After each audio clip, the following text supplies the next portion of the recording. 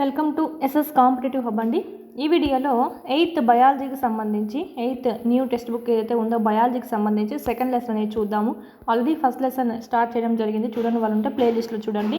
Lesson చూడబోయే ముందు already test series అనేటివి యాప్లో అప్డేట్ అయి ఉన్నాయండి. 8th సంబంధించి క్లాస్ వినండి, అక్కడ టెస్ట్ సిరీస్ ప్రాక్టీస్ చేసుకోండి. ఇన్ టైంలో మీకు సిలబస్ కంప్లీట్ అవ్వడం అనేది జరుగుతుంది. మీకు తెలుస్తుంది ఏ విధంగా బిట్ అనేది ఫార్మేషన్ అనేది అడుగుతున్నారు అనేది కూడా.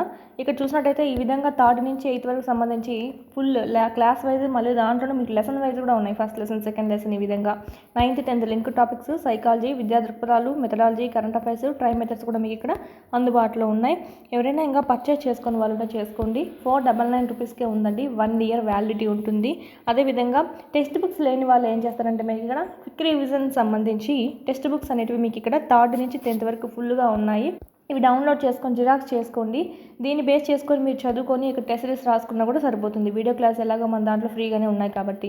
నెక్స్ట్ వీడియో క్లాసెస్ కావాలంటే కనుక okay, complete course psychology, pi ఇలాంటి కష్టమైన సబ్జెక్టులో ఉంటాయి కదా. సో వాటి కోసమైనా సరే వీడియో క్లాస్ కావాలి అంటే కనుక కంప్లీట్ కోర్స్ అనేది మీకు అందుబాటులో ఉంది. 400 రూపీస్తోనే మీరు ఇక్కడ పర్చేజ్ చేసుకోవచ్చు. అదేవిధంగా ఓన్లీ సైకాలజీ, ఓకే, తెలంగాణకైనా సరే ఏపీకైనా సరే సైకాలజీ సేమ్గానే ఉంటుంది. ఓన్లీ సైకాలజీ కావాలంటే కనుక ఓన్లీ 1 రూపీతో మీకు ఇక్కడ 6 months వ్యాలిడిటీతో 100+ టెస్ట్లు అనేటివి ఉంటాయండి. మీకు లాస్ట్ కంప్లీట్ చేసుకునే టయానికి 1000+ బిట్స్ అనేటివి మీకు ఇక్కడ కవర్ అవ్వడం అనేది జరుగుతుంది. ఆన్లైన్ టెస్ట్లు డిస్క్రిప్షన్లో లింక్ ఇవ్వడం జరిగింది, డౌన్లోడ్ చేసుకోండి. ఏమైనా డౌట్స్ ఉంటే కనుక కోర్సెస్ గురించి 8985105456కి కాల్ చేయండి. చాలా యూజ్ అవుతుంది. టెస్ట్ సిరీస్ అయితే మాత్రం ఖచ్చితంగా డిఎస్సి అభ్యర్థులు ఎవరైతే ఉన్నారో వాళ్ళ దగ్గర ఉండాల్సినవి, ఎందుకంటే లెసన్ వైజ్ ఉన్నాయి కాబట్టి ఇక్కడ ఫోకస్ చేయాల్సింది కూడా ప్రతి క్లాస్లో ఎవ్రీ లెసన్ అనేది కూడా మనం ఇక్కడ ఫోకస్ చేయాల్సి ఉంటుంది. సో మీకు చాలా యూజ్ అవుతుంది, చూడండి. నెక్స్ట్ లెసన్ చూద్దామండి. సెకండ్ లెసన్ సూక్ష్మజీవులు, స్నేహితులు మరియు శత్రువులు, microorganisms, friends and foe. Okay, చూసినట్టయితే మనం ఇప్పుడు ప్రపంచంలో ఎన్నో రకాల మొక్కల్ని చూస్తున్నాం, ఎన్నో రకాల జంతువులను చూస్తున్నాము. కానీ మన చుట్టూ కళ్ళతో చూడలేనటువంటి జీవులు కూడా ఉన్నాయి. వాటిల్లో మనం ఏమంటామంటే సూక్ష్మజీవులు అంటాం. ఓకే, అవి మనకు కనిపివి, చాలా చిన్నగా ఉంటాయి, అందుకే సూక్ష్మ అంటున్నాం, మైక్రో అంటున్నాం. ఓకే, అందుకే సూక్ష్మజీవులు అంటున్నాము. ఉదాహరణకు చూసినట్టయితే వర్షాకాలంలో తేమగా ఉన్నటువంటి రొట్టె చెడిపోవడం అనేది మనం చూసే ఉంటాము. దాని ఉపరితలం మీద బూడిద రంగుతో తెల్లని మచ్చలతో కప్పబడి ఉండడాన్ని చూసే ఉంటాము. ఇవి మనం చూసినట్టయితే ఒక రకమైనటువంటి శీలింధ్రాలు ఏర్పడడం వల్ల అలా మనకు కనిపిస్తుందండి. శీలింధ్రాలు ఇవి కూడా మనకు సూక్ష్మజీవులే. ఇలాంటి కంటికి కనిపించినటివి ఎన్నో రకాలుగా ఉన్నాయి. ఇక్కడ మెయిన్గా చూసుకున్నట్టయితే సూక్ష్మజీవులనే 4 ప్రధాన సమూహాలుగా వర్గీకరించడం అనేది జరిగింది. ఫస్ట్ వన్ మనకు బ్యాక్టీరియా, శీలింధ్రాలు, ప్రోటోజువా, కొన్ని రకాలైనటువంటి శైవలాలు. బ్యాక్టీరియా, శీలింధ్రాలు, ప్రోటోజోవాస్, కొన్ని శైవలాలు. మోస్ట్ ఇంపార్టెంట్ ఇక్కడ కింద మనకు పిక్చర్స్ కూడా ఇచ్చారు, ఏవి బ్యాక్టీరియాలు ఏవి, శైవలాలు ఏవి అనేది. సో చూసుకోవాలి. వైరస్లు చూసినట్టయితే వైరస్లు కూడా సూక్ష్మమైనవే అండి, కానీ ఇవి సూక్ష్మజీవుల కన్నా చాలా భిన్నంగా ఉంటాయన్నమాట. అయితే ఇవి అతిదేయి జీవి యొక్క హోస్ట్ ఆర్గానిజమ్స్ అంటాము. అతిదేవి జీవి యొక్క కణాల లోపల మాత్రమే ఈ ప్రత్యుత్పత్తి అనేది జరుపుకుంటాయి. ఇవి బ్యాక్టీరియా, మొక్క లేదా జంతువైనా కావచ్చు, వాటిల్లో ఇవి ప్రత్యుత్పత్తి జరుపుకుంటాయి, అంటే దాని సంఖ్యని పెంచుకుంటాయి అన్నమాట. ఈ వైరస్ల వల్ల ఏమేమి కలుగుతాయి? జలుబు, ఇన్ఫ్లుయెంజా, చాలా రకాల దగ్గులు వంటి సాధారణ రుగ్మతలను కూడా ఇది కలగజేయడం అనేది జరుగుతుంది. పోలియో కూడా వైరస్ వల్లే వస్తుంది. చికెన్ పాక్స్ అంట, ఇలాంటి డేంజరస్ వ్యాధులు కూడా మనకు వైరస్ వల్లే రావడం జరుగుతుంది. HIV, okay, corona virus, okay, ఇవన్నీ. విరేచనాలు మరియు మలేరియా వంటి వ్యాధులు ప్రోటోజువాల వల్ల కలుగుతాయి. అదేవిధంగా టైఫాయిడ్ మరియు క్షయ లేదా టీబీ అంటాం దీన్నే. ఇది చూసుకుంటే బ్యాక్టీరియా వల్ల కలుగుతాయి. క్రింది వానిలో బ్యాక్టీరియా వల్ల కలిగే వ్యాధుల్లో కానిది ఏది? ఓకే, నెక్స్ట్ ప్రోటోజువా వల్ల కలిగేటువంటి వ్యాధుల్లో కానిది ఏది అని అడుగుతారు, చూసుకోవాలి. విరేచనాలు మరియు మలేరియా చూసినట్టయితే ప్రోటోజువాల వల్ల కలుగుతాయి. ముందు చెప్తాం ఇంకా మీకు హింట్ ఎలా పెట్టుకోవాలి అనేది. ఈ మలేరియా ఎందుకు వస్తుంది? ఆడ ఎనాఫిలస్ దోమ వాహకంగా పనిచేస్తుంది. దేనివల్ల వస్తుంది అంటే ఆడ ఎనాఫిలస్ దోమ వాహకంగా పనిచేసి దీనివల్ల రావడం జరుగుతుందండి మలేరియా. ఓల్డ్ టెక్స్ట్ బుక్లో అయితే చాలా ఇచ్చారు మనకి, కనుగొన్నది ఎవరు, ఓకే, ఆడ ఎనాఫిలస్ దోమ వల్లే వస్తుంది, వాహకంగా అది పనిచేస్తుంది అని చెప్పి కనుగొన్నది ఎవరు అనేది కూడా మనకి ఇక్కడ ఓల్డ్ బుక్లో అయితే ఇవ్వడం జరిగింది. రొనాల్డ్ రాస్ అండి. పరిశోధనలు కూడా ఎక్కడ చేశాడు అంటే సికింద్రాబాద్. ఇదంతా ఓల్డ్లో ఉన్నటువంటి మ్యాటర్, ఇక్కడ న్యూలో అయితే మనకు ఏమి ఇవ్వలేదు.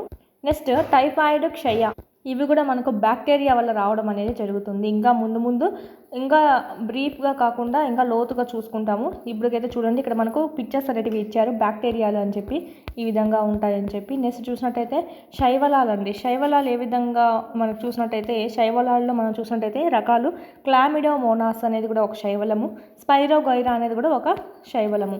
ఇవంతా చూడండి ఎలా గుర్తుపెట్టుకోవాలో. బయాలజీ వాళ్ళకంటే గుర్తుంటుంది, కానీ నాన్ బయాలజీ వాళ్ళకైతే, అంటే సోషల్ బ్యాక్గ్రౌండ్ ఉన్న వాళ్ళు, మ్యాథ్స్ బ్యాక్గ్రౌండ్ ఉన్న వాళ్ళకైతే అస్సలు గుర్తుండదు. చూసుకుంటే శైవలాలు, ఓకే,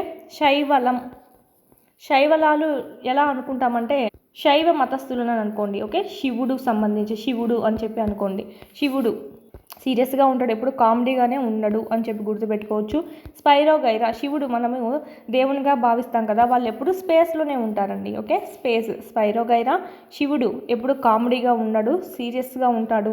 లేదంటే శైవ మతస్థులు ఎవరైతే ఉన్నారో వాళ్ళు కామెడీగా ఉన్నారు, ఎప్పుడు మోనార్క్గా ప్రవర్తిస్తారు అని చెప్పి గుర్తుపెట్టుకోండి. నెక్స్ట్ చూసినట్టయితే ప్రోటోజోవా, ఫోటో అని గుర్తుపెట్టుకోండి. ప్రోటో అని ఫోటో, అమ్మతో ఫోటో దిగడము. అమ్మతో ఫోటో దిగాలంటే తన పర్మిషన్ అడగాలి, ఓకే. అమీబా, పారామీషియం, పర్మిషన్ అని గుర్తుపెట్టుకోండి. అమీబా అంటే అమ్మతో ఫోటో దిగాలంటే పర్మిషన్ అడగాలి. అంటే ఇవి రెండు మనకు ప్రోటోజోవాస్ అనమాట. నెక్స్ట్ శీలింధ్రాలు మీకు గుర్తుపెట్టుకోవడానికి రంధ్రాలు అని గుర్తుపెట్టుకోండి. లేదా శీలింధ్రాలని మనం చూసినట్టయితే బ్రెడ్ మీద మనకు ఉంటుంది కదా నల్లగా బూజుగా, సో దాన్ని కూడా మనం శీలింధ్రం అంటాం. మళ్ళీ ఇది మనకు అందరికీ గుర్తే ఉంటుంది, బూజు మారితే ఉంటుందని చెప్పి. సో శిలీంధ్రాలు ఇవి చూద్దాము. శిలీంధ్రాలు అంటే మనకి ఇక్కడ రంధ్రాలు అని గుర్తుపెట్టుకోండి, రంధ్రాలు, ఓకే. ఇక్కడ చూసినట్టయితే ఇది మనందరూ తెలిసిందే శిలీంధ్రం అని. బ్రెడ్ మోల్డ్ మనకి ఇక్కడ చూసినట్టయితే ఈ శిలీంధ్రం పేరు రైజోపస్ అండి, రైజోపస్. ఇక్కడ మనకి ఇవ్వలేదు కానీ ఓల్డ్ బుక్లో ఇచ్చున్నారు. నెక్స్ట్ పెన్సిలియం కూడా ఒక రకమైనటువంటి శిలీంధ్రం అని చెప్పుకోవచ్చు. ఇది అందరికీ తెలుసు, బట్ చూడండి నాన్ బయాలజీ వాళ్ళు ఎవరైనా ఉంటే కనుక వాళ్ళ కోసము, పెన్సిల్తో ఎదుటి వాళ్ళకి రంధ్రం కూడా చేయొచ్చు కదా. పెన్సిల్ మొక్కను బాగా జిగిరేసి మనకి ఇక్కడ ఎదుటి వాడిని పొడిచామంటే ఏమవుతుంది, రంధ్రం అనేది పడుతుంది, ఓకే. రంధ్రం అనేది వస్తుంది, రంధ్రం పడుతుంది అనేది మీనింగ్లో మనం ఇక్కడ గుర్తుపెట్టుకోవాలి. పెన్సిల్ వల్ల రంధ్రం వస్తుంది. నెక్స్ట్ ఆస్పర్జిల్లస్, అక్కడ ఆస్పత్రి అని గుర్తుపెట్టుకోండి, లేదా హాస్పిటల్ అని గుర్తుపెట్టుకోండి. ఆస్పర్జిల్లస్ మనకి ఏమైనా ఒంటికి రంధ్రాలు కనబడ్డాయి అనుకోండి, గాయాలు పడ్డం, దెబ్బలు పడ్డం, పెద్దగా దెబ్బలు తగిలాయంటే ఏంటి, ఏమన్నా చేతుల మీద కానీ కాళ్ళ మీద కానీ పడి రంధ్రాలన్నీ అయినాయంటే హాస్పిటల్కి వెళ్తాం కంపల్సరీ, ఆపరేషన్ కోసం అయినా ఏదైనా సరే ట్రీట్మెంట్ కోసము. సో ఆ విధంగా ఒంటి మీద రంధ్రాలు పడ్డాయి, సో హాస్పిటల్కి వెళ్ళామని చెప్పి గుర్తుపెట్టుకోవచ్చు. సో ఈ విధంగా మీకు పెట్టుకుంటే కనుక బాగా గుర్తుంటుంది. శైవలాలు అంటే ఏం చెప్పుకున్నాము, శైవ మతస్థులు, ఓకే, కామెడీగా ఉండరు, మోనార్క్గా ప్రవర్తిస్తారు. ప్లస్ శైవ మతస్థులు ఎప్పుడు కొలిచే దేవుడిని శివుడు ఎక్కడ ఉంటాడండి, స్పేస్లో ఉంటాడు. పారామీషియం, అమీబా, ప్రోటోజువా, అమ్మతో ఫోటో దిగాలంటే అమ్మ పర్మిషన్ తీసుకోవాలి. నెక్స్ట్ శిలీంధ్రాలు, బూజుగా ఉంటుంది మనకి. బ్రెడ్ మోల్డ్ అనేది కూడా మనకు ఒక శిలీంధ్రము. పెన్సిల్తో మనం కనుక గుచ్చామంటే కనుక రంధ్రం అనేది పడుతుంది. రంధ్రాలు ఒంటికి కానీ రంధ్రాలు కానీ గాయాలు కానీ దెబ్బలు కానీ తగిలాయంటే కనుక మనం ఇక్కడ కంపల్సరీ ఆసుపత్రికి వెళ్ళాల్సి ఉంటుంది ట్రీట్మెంట్ కోసం. ఆ విధంగా గుర్తుపెట్టుకోవచ్చు. మనకి ఇచ్చిందైతే ఇవి ఓల్డ్ బుక్లు అయితే చాలా ఇచ్చారు అసలు. డయాటమ్స్ అంట, వర్టీసెల్లా, స్పైరులీనా, ఈడోగోనియం ఇవన్నీ ఇచ్చారండి. ఇక్కడ మనకు న్యూ టెక్స్ట్ బుక్లో అయితే ఏమి ఇవ్వలేదు. చూద్దాం ఇక్కడ సూక్ష్మజీవులు ఎక్కడ నివసిస్తాయి. సూక్ష్మజీవులు చూసినట్టయితే బ్యాక్టీరియా, కొన్ని శైవలాలు మరియు ప్రోటోజువాల వలె ఏకకణయుతంగా కానీ లేదా శైవలాలు మరియు శీలింధ్రాల వంటి బహుకణయుతంగా కానీ ఉండడం అనేది జరుగుతుంది. చల్లని మంచు వాతావరణం నుంచి వేడి నీటి బుగ్గల వరకు మరియు ఎడాల నుంచి చిత్తడి భూముల వరకు ఎలాంటి వాతావరణ పరిస్థితుల్లోనైనా సరే ఇవి మనుగడ అనేటివి సాగించగలుగుతాయండి. ఏవి, సూక్ష్మజీవులు, ఓకే. ఇక్కడ ఒక రకమే కావు సూక్ష్మజీవులు అంటే ఇప్పుడు అన్నీ చెప్పుకున్నాం కదా, అవన్నీ వస్తాయి. బ్యాక్టీరియాలంట, శీలింధ్రాలు, శైవలాలు, మనకి ఇక్కడ ప్రోటోజువాలు, వైరసెస్ అన్నీ వస్తాయన్నమాట. ఈ మానవులతో సహా ఇతర జంతువుల దేహాల్లో కూడా నివసించడం అనేది జరుగుతుంది. మానవుల్లో ఒక బాడీలోనే కాదండి, జంతువుల్లో కూడా మనకి ఇక్కడ బ్యాక్టీరియా, వైరస్ వల్ల కలిగే వ్యాధులను కూడా చూస్తూనే ఉంటాము. కొన్ని సూక్ష్మజీవులు ఇతర జీవులపై పెరుగుతాయి, మరికొన్ని స్వేచ్ఛగా ఉండడం అనేది జరుగుతుంది, ఓకే. ఇక్కడ మనం చూసినట్టయితే కొన్ని మనకు హానికరంగా ఉంటాయి, కొన్ని మంచిగా ఉంటాయండి. మనకు మేలు చేసేటివన్నీ ఏమంటామంటే స్నేహపూర్వక సూక్ష్మజీవులు అని చెప్తామండి. అవి ఏంటివి, పెరుగు, బ్రెడ్, కేకుల తయారీలో మనము చూస్తూ ఉంటాం ఇలాంటి రకమైనటువంటి బ్యాక్టీరియాల్ని. మనకు పూర్వకాలం నుంచి సూక్ష్మజీవుల్ని ఆల్కహాల్ తయారీకి ఉపయోగిస్తూ ఉన్నారు, అది మనకు తెలిసిందే. మరియు వీటిని పర్యావరణాన్ని శుభ్రం చేయడానికి కూడా బ్యాక్టీరియాల్ని యూజ్ చేస్తూ ఉండేవాళ్ళు. బ్యాక్టీరియానే కాదు, సూక్ష్మజీవుల్ని, ఓకే. ఉదాహరణకు చూసినట్టయితే సేంద్రియ వైద్య, దీంట్లో భాగంగా మనము కూరగాయలు, తొక్కలు, జంతువుల అవశేషాలు, మలము ఇలాంటివన్నీ మనం ఒకచోట వేసిన తర్వాత అది మనకు బ్యాక్టీరియా పెరిగి దాని మీద విచ్ఛిన్నం చేయడం అనేది జరుగుతుంది. అది మంచి ఎరువుగా మనకు ఉపయోగపడుతుంది. అదేవిధంగా కొన్ని బ్యాక్టీరియాలను మనము ఔషధాలు తయారు చేయడంలో కూడా యూజ్ చేయడం అనేది జరుగుతుంది. వ్యవసాయంలో నత్రజని స్థాపన చేయడానికి, నేల సారాన్ని పెంచడానికి కూడా మనకు బ్యాక్టీరియా యూజ్ అవుతుంది. అదే ఏంటి? Rhizobium bacteria. ఇప్పుడు మనం ఇక్కడ పెరుగు మరియు బ్రెడ్ తయారీలో చూసినట్టయితే పెరుగులో మనం ఇక్కడ లాక్టోబాసిల్లస్ అనేటువంటి బ్యాక్టీరియా పెరగడాన్ని మనం ఇక్కడ గమనించవచ్చు. గోరువెచ్చని పాలల్లో పెరుగు రొంతగా వేసామంటే కనుక రాత్రంతా అది మనకి ఏమవుతుందంటే మొత్తం పాలనంతా పెరుగుగా మార్చడం అనేది జరుగుతుంది. మొత్తం పాలంతా ఏమవుతుందంటే ఆ బ్యాక్టీరియా స్ప్రెడ్ అయిపోయి పాలల్లో వృద్ధి చెందేసి పాలను పెరుగుగా మార్చడం అనేది జరుగుతుంది. అదంతా ఏది చేస్తుంది? లాక్టోబాసిల్లస్ అనేటువంటి బ్యాక్టీరియా అనేది చేయడం అనేది జరుగుతుంది. అదేవిధంగా జున్ను, ఊరగాయలు మరియు అనేక ఇతర ఆహార పదార్థాల తయారీలో కూడా ఈ బ్యాక్టీరియాలు పాల్గొనడం అనేది జరుగుతుంది. అదేవిధంగా రవ్వ, రవ్వ ఇడ్లీలు ఒక రకమైనటువంటి పూరి అండి. బటూరాలు అంటే మనకి ఇక్కడ ఒక రకమైనటువంటి పూరీలు బాగా పొంగడానికి ఇక్కడ మనకు చూసినట్టయితే తయారీలో ఒక ముఖ్యమైన పదార్థం అనేది పెరుగుగా యూజ్ చేసుకోవడం అనేది జరుగుతుంది. ఎందుకంటే బాగా మనకి త్వరగా పులుస్తుందనే మీనింగ్తోనే త్వరగా పులుస్తుందని చెప్పి. ఇప్పుడు ఇన్స్టెంట్ ఇడ్లీ చేసుకోవాలన్నా కూడా ఇడ్లీ పిండి ముందు రోజే అంతా బియ్యము, ఉద్దిబేళ్ళు అన్ని నానబెట్టి చేసే కన్నా అప్పటికప్పుడే రవ్వ, సూజీ ఏదైతే ఉందో దీంతో కూడా మనకి పుల్లటి పెరుగునే కలిపేసి కొద్దిసేపు జస్ట్ 1 గంట 2 గంటలు పెట్టేసామంటే అది బాగా పులుస్తుందన్నమాట. సో ఇలాంటి వాటిల్లో కూడా మనం పెరుగుని యూజ్ చేయడం అనేది జరుగుతుంది. అందులో ఉన్నటువంటి బ్యాక్టీరియా పులుసడానికి బాగా యూజ్ అవుతుంది. నెక్స్ట్ బ్యాక్టీరియా ఈస్ట్ కణాలు ఇడ్లీ పిండి, దోశ పిండి పులియడానికి బాగా సహాయపడడం అనేది జరుగుతుందండి. అందుకే మనకి ఇలా చేయడం అనేది జరుగుతుంది. నెక్స్ట్ చూసినట్టయితే ఒక ప్రయోగం కూడా ఇచ్చారు. మైదా పిండి తీసుకున్నారు లేదా గోధుమ పిండి కానీ ఆట ఏదో ఒకటి తీసుకున్నారు. ఇక్కడ చక్కెర వేసి వేడి నీరుతో కలపాలంట. కలిపిన తర్వాత కొద్దిగా ఈస్ట్ పౌడర్ అనేది కలిపామంటే కొద్దిసేపు అలాగే వదిలేసామంటే అది బాగా పైకి పొంగడం అనేది జరుగుతుంది. అందులో నుంచి కార్బన్ డైఆక్సైడ్ రిలీజ్ అవ్వడం జరుగుతుంది. కార్బన్ డైఆక్సైడ్ వాయువు అంతా బయటకు వస్తుంది. ఇక్కడ చూసినట్టయితే ఈస్ట్ వేగంగా ప్రత్యుత్పత్తి జరుపుతూ శ్వాసక్రియలో భాగంగా కార్బన్ డైఆక్సైడ్ని ఉత్పత్తి చేయడం అనేది జరుగుతుంది. అందువల్లనే మనకి ఇక్కడ పైన బుడగలుగా ఉంటుంది. ఈ వాయువు యొక్క బుడగలు ఏం చేస్తాయంటే పిండి ఘన పదార్థాన్ని పైకి కనిపించేలా పొంగేలా పెంచడం అనేది జరుగుతుంది. బేకింగ్ పరిశ్రమలో రొట్టెలు, పేస్ట్రీలు, కేకులు తయారు చేయడంలో ఈస్ట్ను ఉపయోగించడానికి ఇదే మెయిన్ కారణంగా చెప్పుకోవచ్చు. నెక్స్ట్ అదేవిధంగా చూసినట్టయితే సూక్ష్మజీవుల వాణిజ్యపరమైన ఉపయోగాలు చూసినట్టయితే ఆల్కహాల్, వైన్, ఎసిటిక్ యాసిడ్ అంటే వెనిగర్ ఇలాంటివన్నీ అధిక పరిమాణంలో ఉత్పత్తి చేయడానికి కూడా సూక్ష్మజీవుల్ని యూజ్ చేయడం అనేది జరుగుతుంది. ఈస్ట్ని మద్యం మరియు వైన్ యొక్క వాణిజ్య ఉత్పత్తికి ఉపయోగించడం జరుగుతుందండి ఎక్కువగా. దీని కొరకు ఏం చేస్తారంటే బార్లీ, గోధుమలు, బియ్యం వంటి ధాన్యాలు, పండ్ల రసాలు వీటిపైన సహజ చక్కెరలు అనేటివి ఉంటాయి కదా, వీటిల్లో వాటిపైన ఈ ఈస్ట్లను పెంచడం అనేది జరుగుతుంది. ఇలాగ ఈస్ట్ వల్ల ఏమవుతుందంటే చక్కెర అనేది ఆల్కహాల్గా మారడం జరుగుతుందండి. ఇలా ఏర్పడినటువంటి ఆల్కహాలే చాలా కంపుగా ఉంటుంది. చక్కెరను ఆల్కహాల్గా మార్చే ఈ ప్రక్రియనే ఏమంటామంటే క్వినన ప్రక్రియ అని అంటామండి. క్విననం అని అంటాము. మనకి ఇంగ్లీష్లో చూసినట్టయితే ఫెర్మెంటేషన్ అని అంటాం అనమాట. క్విననం అంటాము. లూయిస్ ప్యాచర్ 1857లో క్విననంని కనుగొనడం అనేది జరిగింది. Louis Pasteur. ఇక్కడ చూడండి, ప్యాచర్ అంటే మనకు ఎఫ్తో వస్తుంది కదా. సో ఇక్కడ మనకి 1857 అనేది కూడా ఎలా ఉంది, ఎఫ్ని ఇట్లా ఈ పక్కకు రివర్స్ చేస్తే ఎలా ఉందో అలా ఉంది. సో మనకు ఆప్షన్ వెరిఫికేషన్ ప్రకారం చూసుకుంటే జస్ట్ మనకు ఒకటి గుర్తుపట్టినా సరిపోతుంది. సో ఇలాగ మీరు లాజిక్గా గుర్తుపెట్టుకోవచ్చు 1857 అని. లేదంటే ఇంకొక విధంగా చూసినట్టయితే సిపాయిల తిరుగుబాటు మనకు జరిగినటువంటి ఇయర్ కూడా అదే కదా. అప్పుడు ఉండేటువంటి ఆ క్వీన్ ఆదేశం మేరకు జరిగిందని గుర్తుపెట్టుకోండి.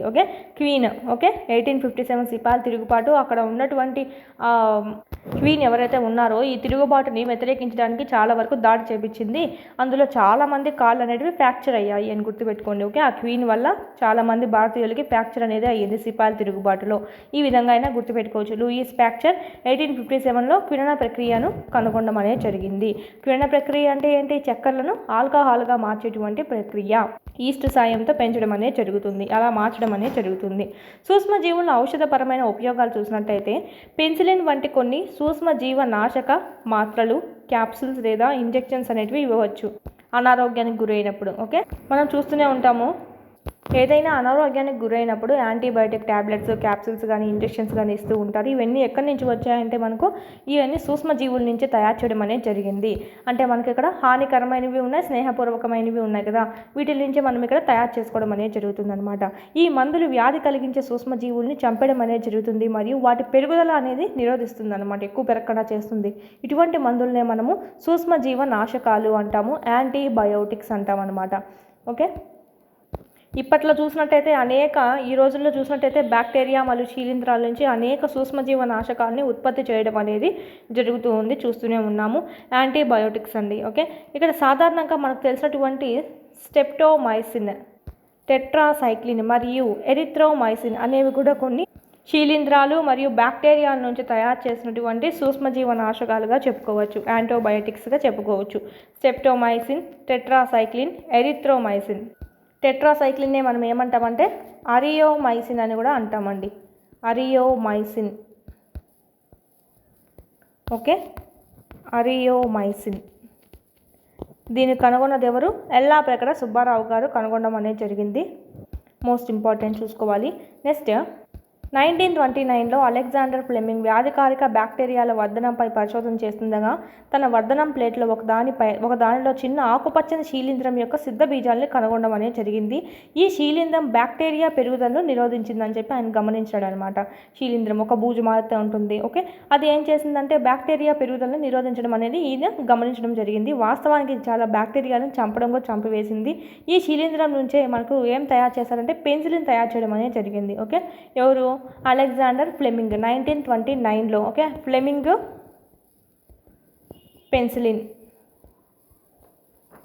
పెన్సిల్తో రంధ్రం చేయవచ్చు అని చెప్పాను. అంటే ఇది ఒక రకమైనటువంటి శీలింద్రం, ఇక్కడ మనకు పేర్లో కూడా ఇచ్చారు. ఓకే, గుర్తుకు మేము చెప్పినట్టు కూడా మీకు ఇక్కడ గుర్తు చేశాము. ఇంకోసారి లాస్ట్లో రివిజన్ చేసుకున్నారంటే కంపల్సరీ మీకు గుర్తుంటుందండి. 1929 అనేది ఎలా గుర్తుపెట్టుకోవాలి? ఓకే, 1929 అనేది పెన్సిలిన్. చూడండి, పెన్సిలిన్ అంటే N9 అని గుర్తుపెట్టుకోండి. 9 అంటే 1929. అలా కాకుండా కూడా రివర్స్ కూడా రాసుకోవచ్చు. పీని రివర్స్గా రాసుకుంటే 9 వస్తుంది. సో ఆ విధంగా అయినా చూసుకోవచ్చు. మీకు ఏది ఈజీగా ఉంటే, ఏది గుర్తుంటే దాన్ని పెట్టుకోవచ్చు అండి. చాలా ఈజీగా మీరు గుర్తుపెట్టుకోవచ్చు. నెక్స్ట్ పైన చెప్పుకున్నటువంటి మనకి టెట్రా ఇవన్నీ ఏవైతే ఉన్నాయో, ఓకే, స్టెప్టోమైసిన్, టెట్రాసైక్లిన్, ఎరిథ్రోమైసిన్ అనేవి కొన్ని శీలింధ్రాలు, బ్యాక్టీరియాల నుంచి తయారు చేయబడినటువంటి యాంటీబయోటిక్స్గా చెప్పుకున్నాం. ఇవి నిర్దిష్ట సూక్ష్మజీవుల్ని పెంచడం ద్వారా తయారు చేయడం అనేది జరుగుతుందండి. వివిధ రకాల వ్యాధులను నయం చేయడానికి అవి యూజ్ అవ్వడం అనేది జరుగుతుంది. జంతువుల్లో సూక్ష్మజీవుల సాంక్రమతను అదుపు చేయడానికి పశువులు మరియు పౌల్ట్రీ యొక్క మేతలో సూక్ష్మజీవ నాశకాలను కూడా కలపడం అనేది జరుగుతుంది. మొక్కల నుంచి వ్యాధులు నియంత్రించడానికి కూడా వీటిని యూజ్ చేస్తూ ఉంటారనమాట. ఓకే, జంతువులు కూడా వస్తుంది కదా బ్యాక్టీరియాల వల్ల, సో అందుకు. నెక్స్ట్ ఇవి మనం ఎలా అంటే అలా వాడకూడదండి. మనకి ఇక్కడ వైద్యుడు డాక్టర్ సూచించినప్పుడు మాత్రమే వాడాలి సూక్ష్మజీవ నాశకాలని, యాంటీబయోటిక్స్ని. ఎప్పటికైతే ఎంతవరకు అయితే కోర్స్ అయినా ఇవ్వడం జరుగుతుందో అంత కోర్సు వరకే మనం వాడాలి. అనవసరంగా తీసుకున్నామంటే కనుక మన శరీరంలో ఉండేటువంటి సూక్ష్మజీవ నాశకాలు, ఇలా అనవసరంగా తీసుకున్నటువంటి సూక్ష్మజీవ నాశకాలు మన శరీరంలో ఉండేటువంటి ప్రయోజనకరమైన బ్యాక్టీరియాలను చంపేయడం అనేది జరుగుతుంది. అందుకే డాక్టర్ సలహా మేరకే తీసుకోవాలి. సూక్ష్మజీవ నాశకాలు జలుబు మరియు ఫ్లూకు వ్యతిరేకంగా సమర్థవంతంగా ఉండవు, ఎందుకంటే ఆ వ్యాధులు వైరస్ వల్ల కలుగుతాయి కాబట్టి. యాంటీబయోటిక్స్ ఇక్కడ పేరులోనే ఉంది మనకు. బయోటిక్స్ అంటే మనకి యాక్చువల్లీ ఇక్కడ మనకి బ్యాక్టీరియాలకు, శీలింధ్రాలు వచ్చే వాటికే యూజ్ చేస్తాం అనమాట. వైరస్లకు యూజ్ చేయడం వల్ల. ఓకే, వైరస్లకు యూజ్ చేయడం అనేది జరగదు. అంటే ఇక్కడ అంత ప్రభావవంతంగా అయితే ఉండదని చెప్పారు. ఇక్కడ సూక్ష్మజీవ నాశకాలు జలుబు, ఫ్లూకు వ్యతిరేకంగా సమర్థవంతంగా ఉండవు. ఈ జలుబు, ఫ్లూ ఏంటి వల్ల వస్తుంది? వైరస్ వల్ల వస్తాయి. వీటికి పెద్దగా ఉండదు. ఇక్కడ నాకు చూసినట్టయితే వ్యాక్సిన్ అండి, టీకాలు అంటాం. వ్యాధికారక సూక్ష్మజీవులు మన దేహంలోకి ప్రవేశించినప్పుడు దాడి చేసిన వాటితో పోరాడడానికి మన దేహం అనేది ప్రతిరక్షకాలను ఉత్పత్తి చేస్తుంది. దీన్నే మనం ఏమంటామంటే యాంటీబాడీస్. సూక్ష్మజీవులు మళ్ళీ ఎప్పుడైనా ప్రవేశిస్తే కనుక వాటి ఎలా పోరాడాలి అని చెప్పి మన దేహం గుర్తుంచుకుంటుంది. కాబట్టి చనిపోయిన లేదా బలహీనపరిచినటువంటి సూక్ష్మజీవుల్ని ఆరోగ్యకరమైన దేహంలోకి ప్రవేశపెడతారనమాట. ఫస్ట్ దేహం తగిన ప్రతిరక్షకాలను ఉత్పత్తి చేసుకుంటుంది. ఉత్పత్తి చేసి వాటిని దాడిలో చంపేస్తుంది. ఆ ఉత్పత్తి చేసుకున్న వాటిని నెక్స్ట్ టైం మళ్ళీ అదే రకమైనటువంటి మన బాడీలోకి వచ్చినప్పుడు వెంటనే ఇవి దాంతో పోట్లాటకు పంపించడం అనేది జరుగుతుందన్నమాట. అందువల్ల ఈ టీకాలు అనేటివి యూజ్ అవుతాయి. వ్యాక్సిన్ మరియు టీకాలు అనేటివి ఈ రకంగా పనిచేస్తాయి అన్నమాట. దాంట్లో ఏముంటాయి? వ్యాక్సిన్ టీకాల ద్వారా మన ఒంట్లోకి ఎక్కించేటివి ఏంటివంటే చనిపోయినటువంటి లేదా బలహీనంగా ఉన్నటువంటి సూక్ష్మజీవుల్ని మనకి ఎక్కిస్తారనమాట. ఈ విధంగానే వ్యాక్సిన్ అనేది పనిచేయడం జరుగుతుంది. టీకాలు వేయడం ద్వారా కలరా, క్షయ, మశూచి మరియు హెపటైటిస్తో సహా అనేక వ్యాధులను నిరోధించవచ్చు. ఇవన్నీ కలరా అనేది బ్యాక్టీరియా వల్ల వస్తుంది, క్షయ కూడా బ్యాక్టీరియా వల్ల వస్తుంది. ఈ మశూచి, హెపటైటిస్ వైరస్ అనేది మనకి ఇక్కడ వైరస్ వల్ల వస్తాయండి. ఇలాంటి వాటన్నిటిని నిరోధించవచ్చు. ఎడ్వర్డ్ జెన్నర్ 1798లో మశూచి వ్యాధికి టీకాను కనుగొనడం అనేది జరిగింది. సూచి అంటే ఏంటండి, సూది అని గుర్తుపెట్టుకోండి. సూది వేస్తుంటే ఏడుస్తారు చాలామంది అని చెప్పి, ఓకే, అలా గుర్తుపెట్టుకోండి. మశూచి వ్యాధికి టీకా కనుగొన్నది ఎవరంటే ఎడ్వర్డ్ జెన్నర్. ఓకే, సూది వేసేటప్పుడు ఏడుస్తారు.